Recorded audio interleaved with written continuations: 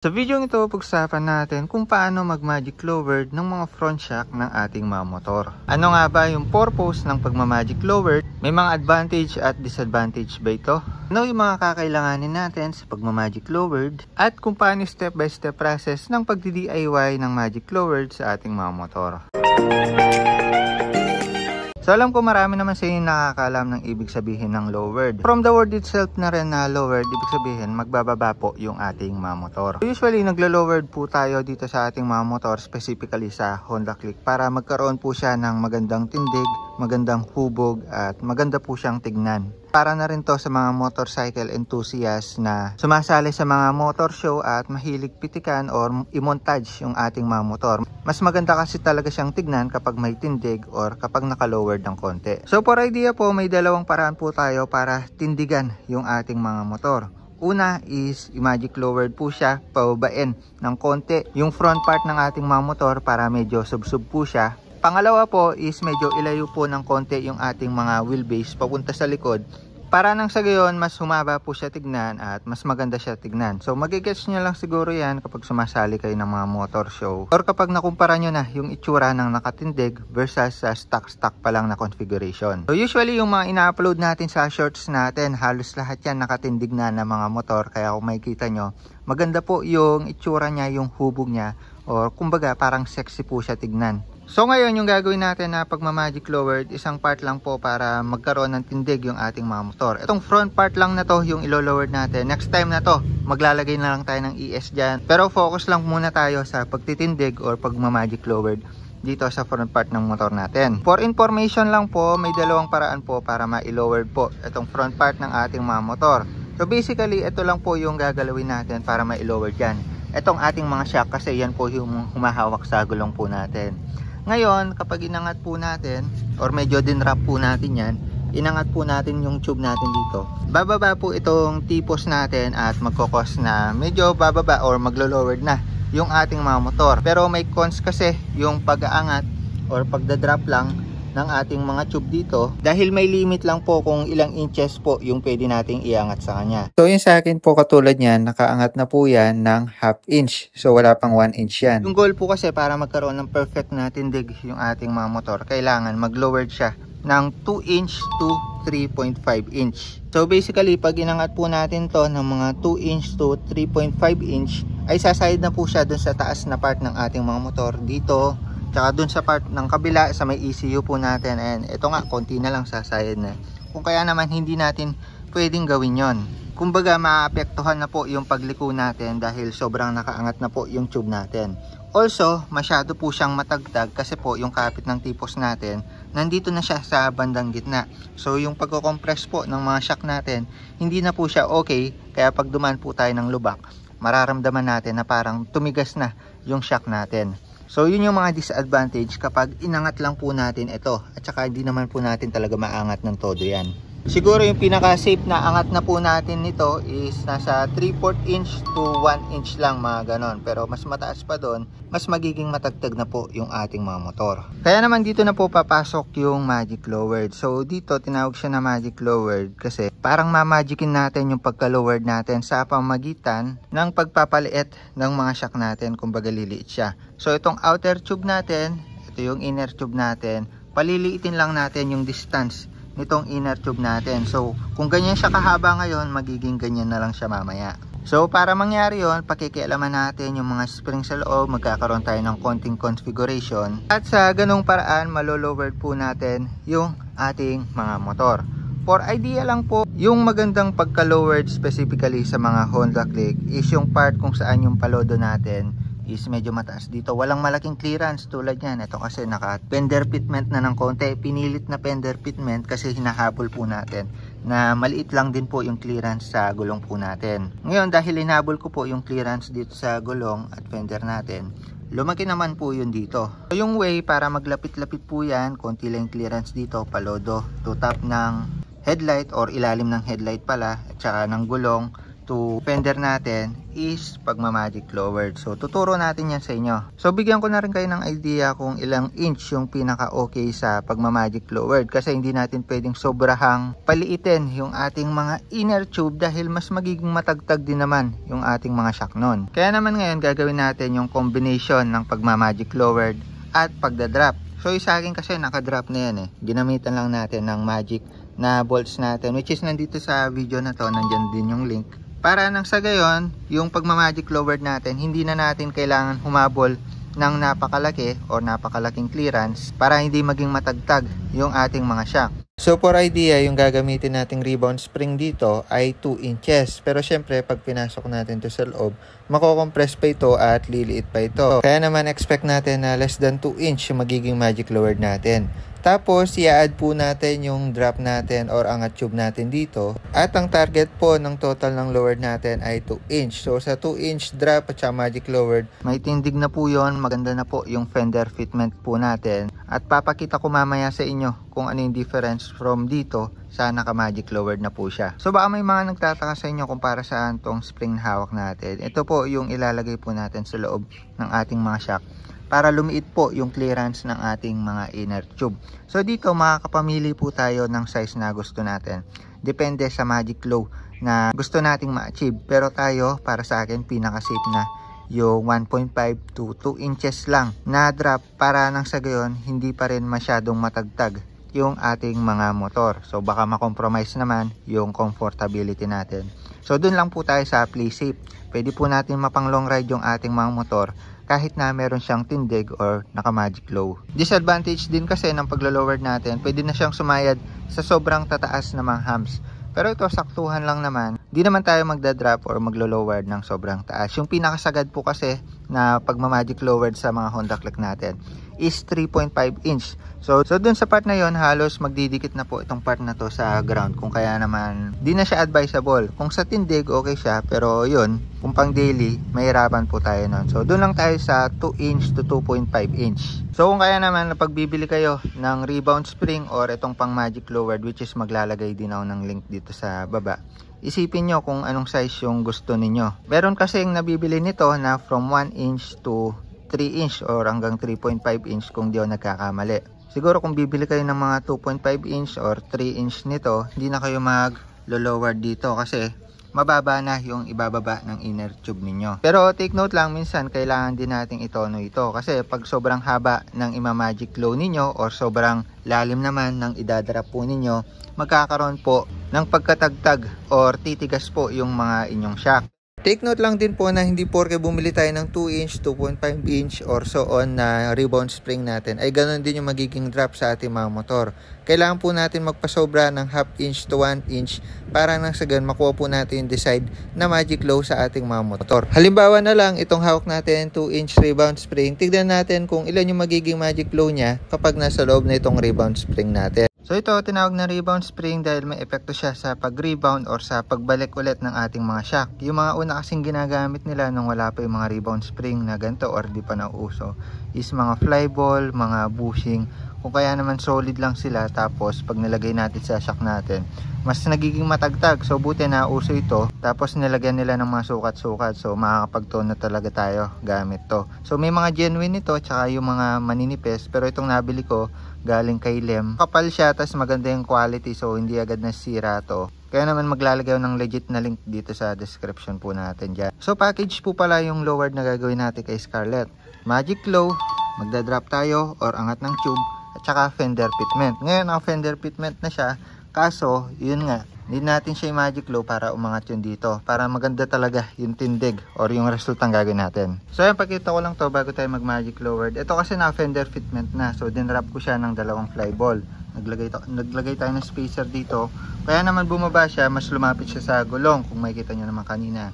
Ngayon ang problema ko doon, kapag dadaan sa lubak or nagpepreno tayo ng malakas, sumasayad siya dito sa ilalim. Makikita niyo yan dito, ayan, di ba? Makikita niyo, sumasayad siya dyan, ayan nga, oh. So kung kaya naman, kapag ganun kalapit yung clearance niya sa gulong, nag-fender fitment tayo pero hindi tayo nag-magic lowered, mahaba pa yung travel po niya. Kung kaya naman, kapag konting preno lang, konting lubak lang, yung gulong natin aangat dito. Dito pag nag magic lowered tayo, medyo titigas na yung spring natin, kung kaya naman kahit malubak tayo or magpreno, hindi siya sasaya dito. So makikita naman natin yan mamaya. Nga pala, ibabalik ko lang din to sa stock configuration niya, yung walang spacer, para makita nyo yung awang. Also susukatin lang po natin yung travel natin dito. So ito yung stock configuration. Tinanggal ko yung pagka-drop niya dito, kung makikita nyo, walang nakaangat na tube dito. Ayan, balik na natin siya sa stock configuration. So pagbili sa kasa ng mga motor natin, ganito yung itsura niyan.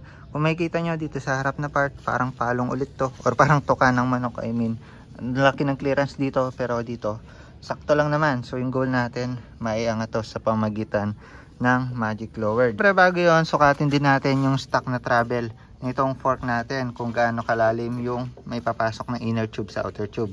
Naglagay tayo ng indicator dito, testingin natin yung shock, tapos compare natin mamaya pag naka magic lowered na.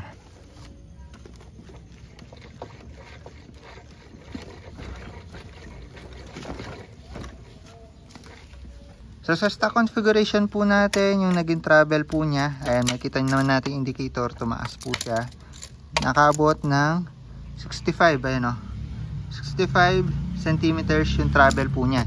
Ibig sabihin yun yung pinapasok ng outer tube dito sa inner tube. At about naman po sa rebound, which is yun yung pagbalik, papansin natin sa stock configuration, mabilis din. So ngayon sa magic lowered natin, goal natin mabilis din yung rebound niya. So makakatulong itong mga rebound spring para ganun pa rin yung pag-rebound niya. Kasi pag bumagal yung rebound niya or bumagal yung balik ng inner tube niya, magiging pangit yung suspension natin at makakaramdam tayo ng tagtag nun kasi parang hindi siya agad nakaka-recover. Sa ground clearance naman, alam ko nasa manual naman to, pero sukatin natin sa atin. Hindi lang masyadong accurate kasi nasa lupa. Nasa 13 centimeters. Mamaya i-compare din natin kapag naka-magic lowered na tayo.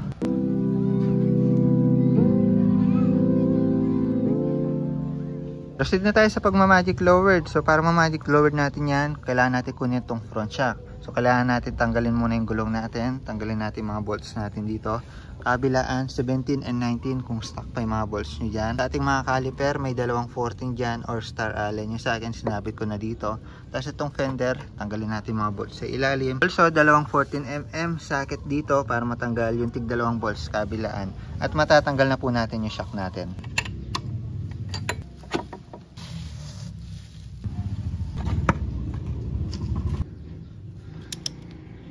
So after nun, matatanggal na po natin yung mga front shock natin. Ayan, ito yung isa. Ito yung pangalawa. Kapag medyo mahigpit po siya, gamitan po ninyo ng flat screw at suksukin nyo dito sa ilalim. Kalsuin lang po natin para matanggal siya. Ayan, so tanggal na po yung ating dalawang front shock. Yung mga tools na ginamit po natin, may recent video po tayo. Ito po yung mga yan. Para po ito sa mga nagdi-DIY na naghahanap ng tools. So napakamura lang po niyan. Check nyo rin po sa description. So para makapag magic lowered na po tayo, basic concept, kailangan natin itong ipasok dito sa shock po natin. At para mangyari yon, kailangan po natin baklasin itong shock natin. So dito sa taas, meron po tayong lock dito at kailangan po natin i-press yan para matanggal yung pin na nandito sa loob. Pwede po tayong gumamit ng front shock presser or may mga hacks naman po dyan na kung saan yung iba dinidiskartehan lang sa pamamagitan ng paggamit ng alambre at saka flat screw or Phillips. Yung iba naman papako. So flash ko lang dito sa screen kung paano ginagawa yon para may idea din kayo. Pero yun, nasa inyo na kung ano yung diskarte nyo, pero mas maganda may ganito kayo para hindi kayo mahirapan. So pag natanggal na natin yung lock dito, bubuhos po yung lumang oil natin, pati yung mga spring, kung kaya naman kailangan natin ng bagong shock oil or fork oil po natin. So yan, yung kailangan lang naman po natin ilagay dito is 65 to 70 ml. So yun po yung pinaka safe range para hindi po magbago or masobrahan ng oil yung ating mga shock. Nasa inyo na rin po kung ano yung lapot, pero yung 10W okay na po yun para sa mga stock configuration, also kapag nagma-magic lowered. Kailangan din po natin tanggalin yung allen bolts dito gamit tayo ng allen tool. So ganito po yung size niyan. Pwede yung mano-mano at magpatulong na lang kayo kasi medyo matigas yan. Pero tayo, dahil may pambaril tayo at dahil mag-isa lang tayo, gagamitan na natin itong impact wrench. So yun, tanggalin natin yung dito sa taas, dito sa ilalim, patuloyin natin yung lumang oil at tatanggalin po natin yung spring. So ako, unahin ko na yung dito sa ilalim. So kahit alin naman yung mauna, pwede dyan. Yun, baklasado na. So ganyan lang po yung allen bolts dito sa ilalim. Babalik pa natin yan. Tumutulo na pala siya. So yun, patuloyin nyo lang muna Diyan, para hindi kayo masyadong messy. So yan, press nyo lang hanggang sa maubos. Matatanggal na din pala natin itong ating buong assembly ng inner tube. Yan, babaklas na natin from sa taas. Tapos para mabaklas yung nasa part na to, kailangan din natin baklasin yan. Kailangan natin tanggalin muna to. Ayun, patuloyin muna natin doon. Baklasin lang natin tong taas.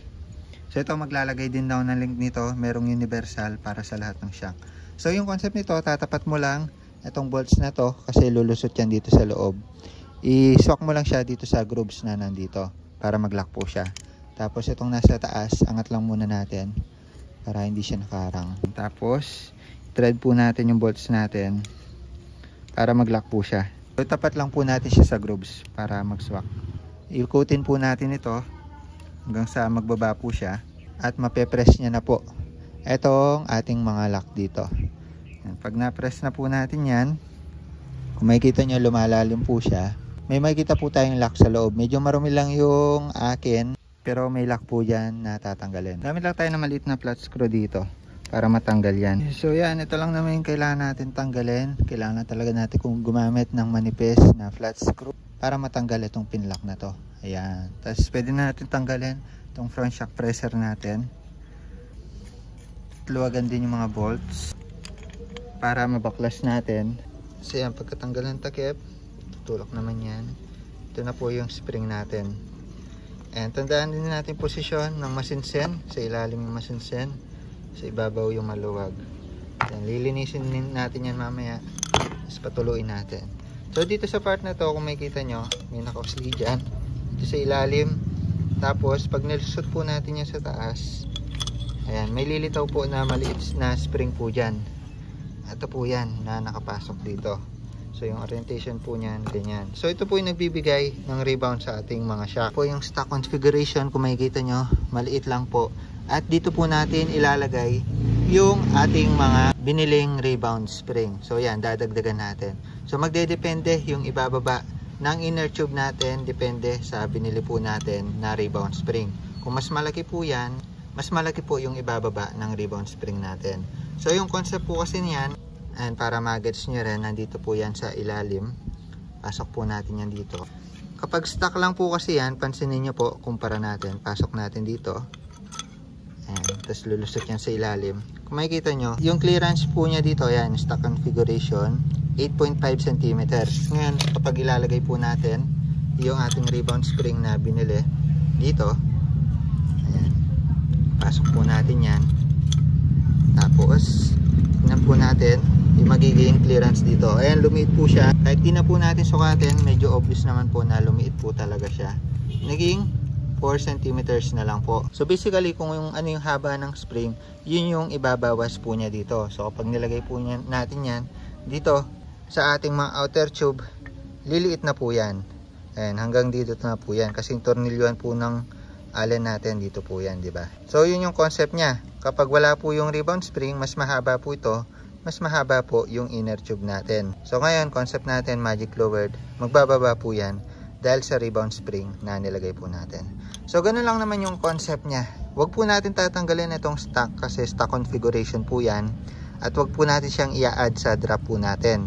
Kasi ito lang naman yung dinagdag natin, ito yung susukatin natin na mababawas sa inner tube po natin. So the more na marami po tayong dinagdag na rebound spring or the more na mas mahaba, mas magiging matagtag po yung ating mga shock compared sa stock. Yung stock po kasi may pinakamalambot na configuration. So kapag kinonfigure pa po natin, dinagdagan po natin ng konti yan. Panigurado, tatagtag po yan ng konti. Kaya naman, minimal lang po dapat yung idagdag natin.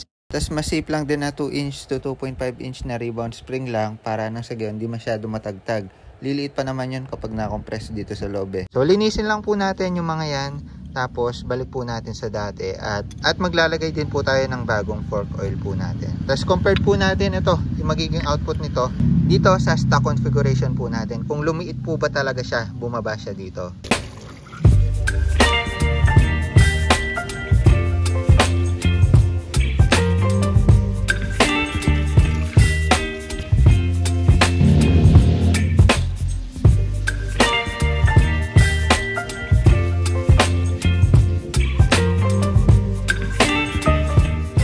So yan, nalinis na po natin ng tubig at sabon itong front shock po natin. Make sure lang po natin na napatuyo natin pati sa loob. Yung sa akin, pinasukan ko ng tissue para tuyong-tuyo po talaga.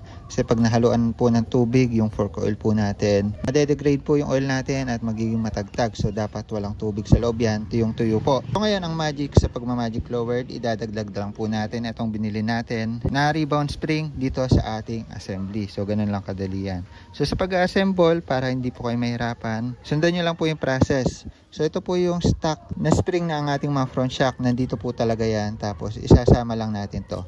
So magdedepende po sa inyo kung gaano kahaba yung rebound spring na bibili ninyo. Pagkatapos, shoot lang po natin yan dito sa loob. Ayan. At lulusot na po yan. So dito, mas lumiit na po yung bakal po natin dito. Dito lang nung una na mas mahaba. So ngayon, shoot lang po natin yan dito. Ayan. At pagkatapos, yung hacks ko dito, para ma-thread po natin ito. Pag binaligtad po kasi natin to, lulusot po yung ating mga assembly dito. Yung tips ko po dito sa inyo, lagay muna natin tong spring, pero tatanggalin din natin mamaya.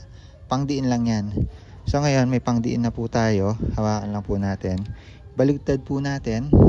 Tapos i-press po natin. Para madiinan at ma-thread po itong Allen bolt natin na to. Take note, may washer po yan. Tapos nalinis na rin po natin. Yun, para lang po hindi mahulog yung assembly natin kanina. Dinan lang natin or higpitan kahit konti muna. Pag nahigpitan na po natin ng konti, kahit matanggal na po itong spring, tanggalin na rin natin. Hindi na po mahuhulog yun kasi naka-thread na po dito. Pagkatapos, doon na po natin gagamitan ng pangdiin or ng impact wrench natin. Pero take note, pwede naman ito, higpitan nyo lang. So nalak na po natin sa ilalim, pwede na natin lagyan ng fork oil dito sa taas. So dito mapapansin agad natin difference, oh, pero hindi pa natin nalalakyan. Ayun, oh. Laki na agad ng difference, pero angat pa naman ng konti yan kasi may lalagay pa tayong spring dito.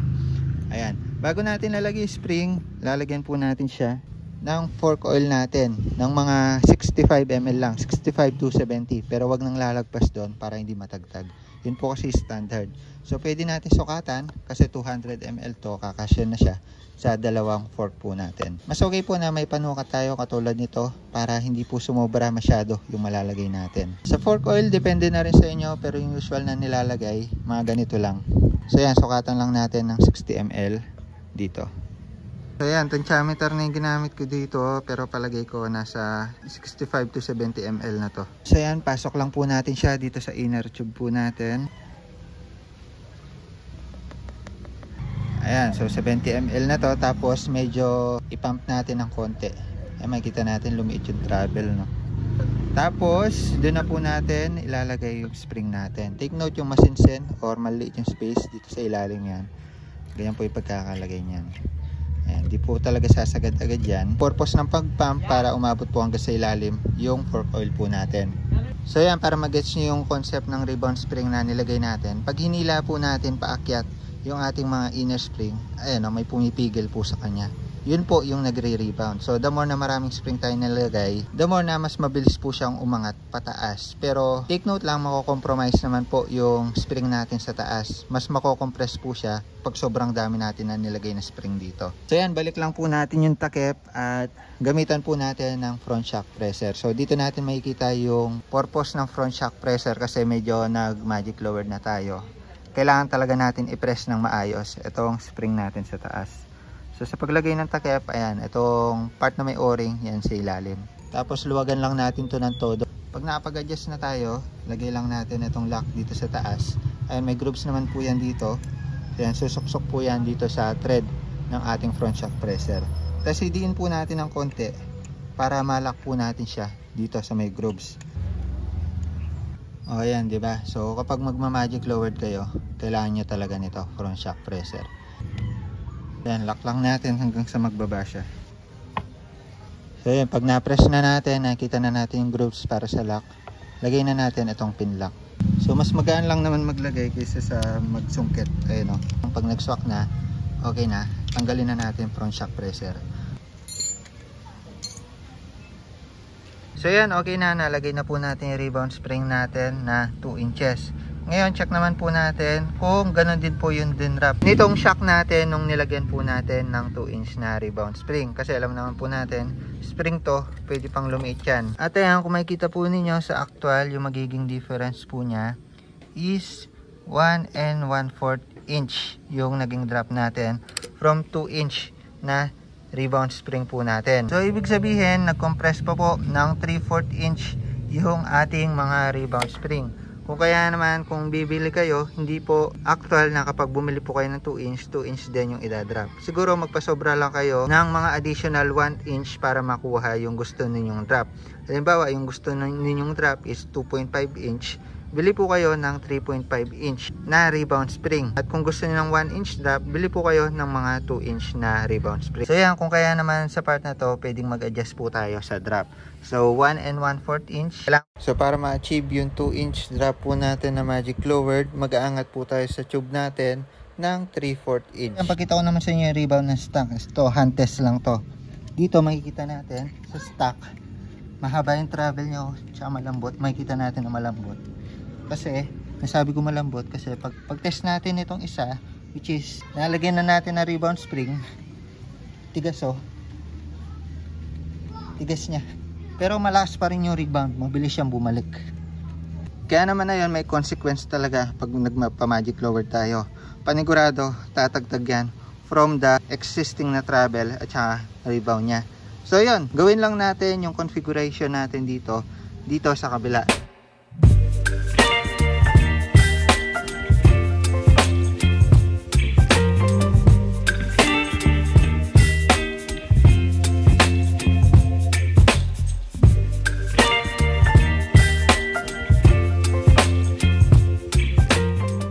Tignan natin kung magka-size sila. Dapat magka-size lang yan. Yun, swak na swak. Tama lang yung pagkakagawa natin. Walang labis, walang kulang. So pagkatapos po natin nakapaglagay ng tig 2-inch na rebound spring sa ating mga shock, lumiit po siya ng 1 and 1/4 inch. So kulang pa tayo ng 3/4 inch para makuha yung 2-inch overall na lowered po natin. So yung 3/4 inch na yon, kukunin po natin yan sa pag-drop or sa pag-angat po ng tube natin papunta dito sa taas. So yung pinasagad na angat po natin dito sa tube natin is mahigit 1/2 inch lang kasi pag tinaas pa natin sa side na po siya dito sa may part ng ECU cover po natin. So yung hacks po natin dito para mapag-angat po tayo ng tube kahit at least 1 inches lang ay iangat po yung cover ng ECU po natin. So kailangan po natin tanggalin tong head AC muna para makalson po natin yung ECU. Pag natanggal na natin fairings natin dito sa part na to, kung makikita nyo, yan yung sasayad. Ito, pag nakaangat yung tube, sasayad siya dito. Yung balak natin, itong buong assembly na to, usog natin papunta doon. Tutulak lang natin gamit ang bakal. Kalson nyo dyan, tapos tutulak nyo pataas para umusog siya. So yan, tulak natin, pakita ko sa inyo. So take note lang, ito yung pinaka-safe na paraan at wag nyong pupukpukin yung ECU nyo at baka masira. So sa part na yun, naangat na po natin ang bahagya. Sa part na to, nausog na po natin ng konti itong pinaka-bakal. Tignan natin kung ilan yung magiging clearance.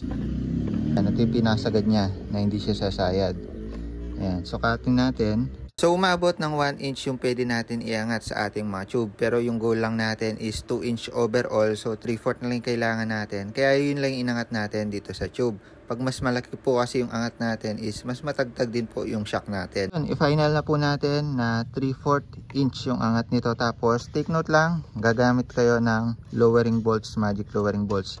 Itong taas na to, lowering bolts ng Yamaha yan, pati dun sa kabila. So nandito rin yan sa bukod na video natin. Para nang sa gayon, 2 bolts pa rin yung nandito nyo. Hindi nyo pwedeng gamitin yung stock kasi babara na po siya dito sa may part na to. Ayan, kung makikita nyo, medyo payat po siya dito sa taas, di tulad dito sa stock. So kaya naman kung yung stock yung ilalagay nyo, sasayad yung tube na dito, hindi nyo siya maaangat hanggang dito sa taas. So kung stock bolts lang kayo, dito kasi siya dadaan, hanggang dito lang siya, dyan lang yung limit nya, hindi nyo siya maaangat na ganyan. So yun, maglalagay din ako ng link ng magic lowering bolts para nang sa gayon mapag-angat po kayo ng inner tube or mapag-drop.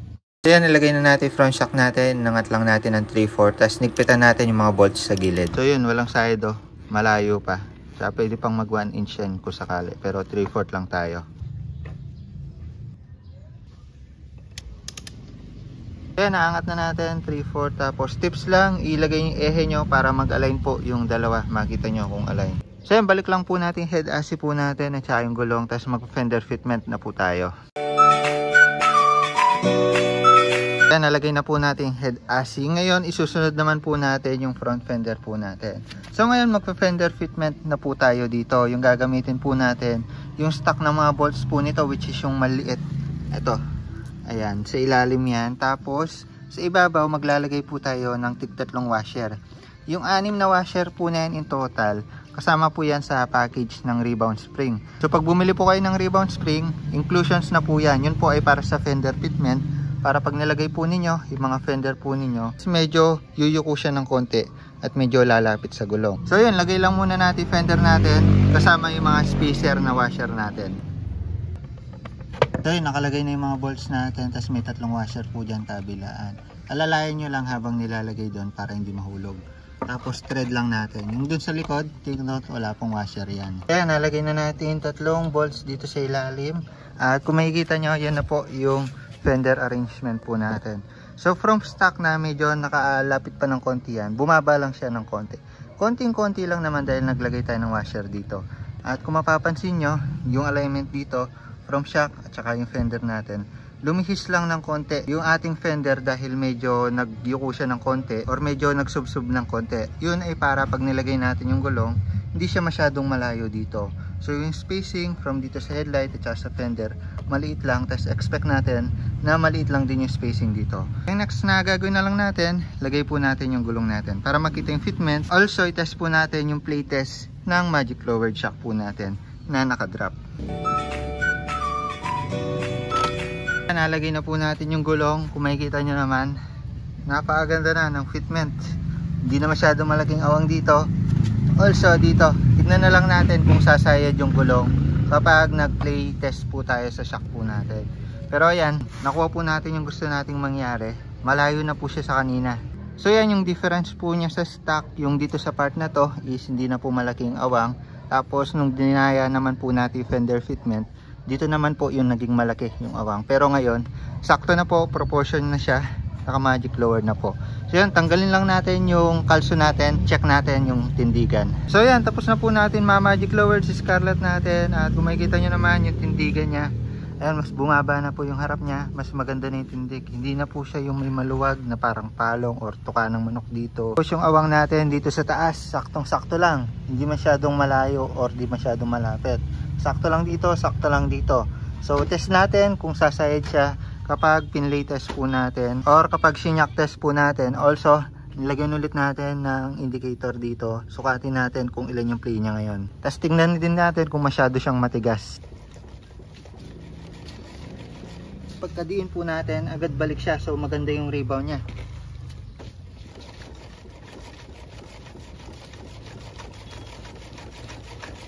Based sa observation natin, syempre mas maganda pa rin yung stock configuration.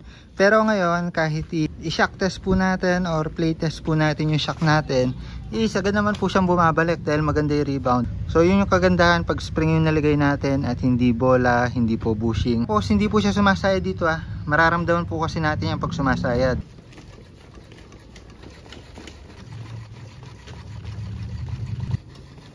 So yun, base sa pag-play natin, ayan, tinodo ko na, niyugyug na natin yung motor natin. At bisa naman yung pagbalik ng shock natin, agad po siyang umaangat. Hindi po siya naglalag o nade-delay.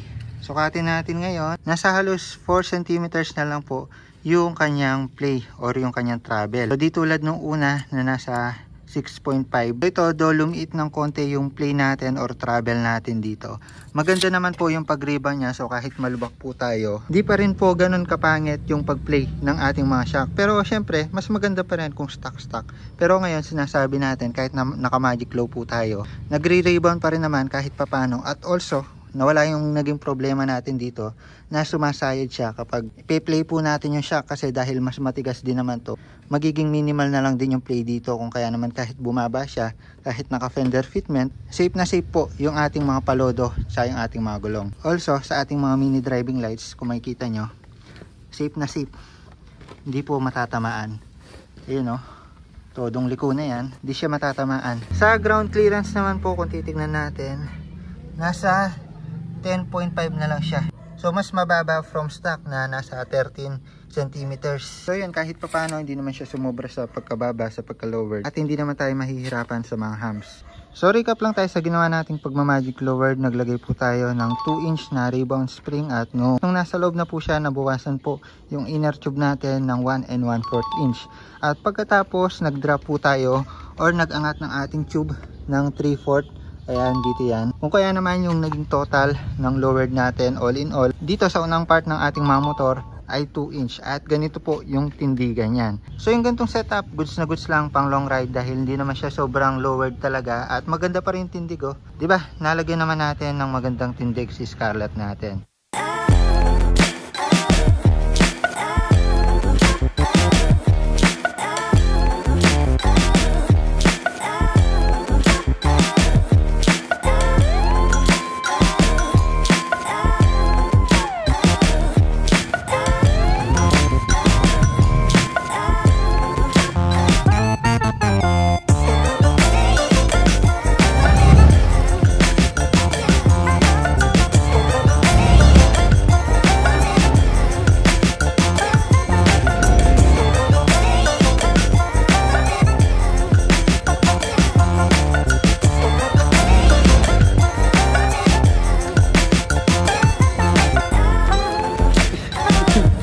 So ngayon, nandito tayo sa kalsada. Check naman natin kung okay ginawa nating magic lowered kay Scarlett.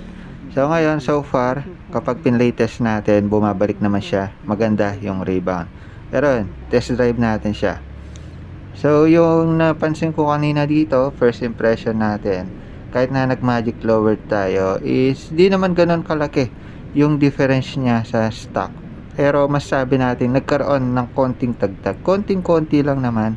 Hindi naman siya yung tagtag na masakit sa kamay. At also, depende na rin yan sa spring, rebound spring na ilalagay natin. So dito, dinala na talaga natin siya sa lubak na kalsada. Tinitignan ko kasi dito kung sasayad yung fender natin. Tsaka makita talaga yung play niya sa lubak na kalsada.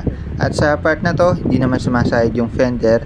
Kahit papano, hindi naman ganun kalayo yung play niya from stock. Pero hindi ko ipagkakalila na nagkaroon ng konting tagtag itong ginawa natin setup. Depende na rin yan sa rebound spring. Ayan, update ko po kayo pag ginamit natin si Scarlett sa long ride kung medyo stiff po siya or medyo tumagtag po yung shock po natin.